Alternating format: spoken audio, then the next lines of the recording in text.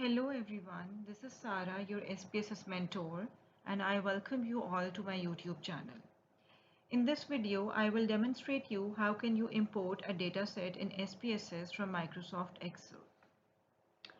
Now I have this Excel sheet from which I want to import my data to SPSS. You can see in this sheet that the first row contains the questions of the variables or the titles of the variables, and I have 344 records in this file excluding the first row. For importing the data to SPSS, I launch my SPSS program. Now this file is empty and there is no data and no variables have been created yet. I will go to File, which is at the top left corner of the screen. I will click on this, go to Open and click on Data.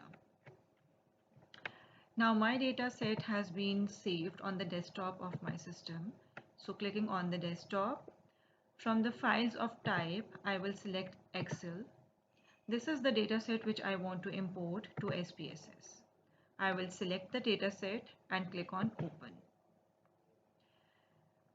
Now SPSS is going to show me a dialog box opening Excel data source. I have to verify that the read variable names from the first row of the data is checked, which means that the first row of my Excel file contains the titles of the questions or the names of the variables.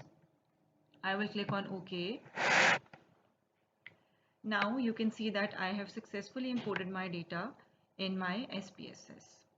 In the variable view, the names have been assigned to all the variables and the titles of the questions have been listed here in the labels column. This is how you import the data in SPSS.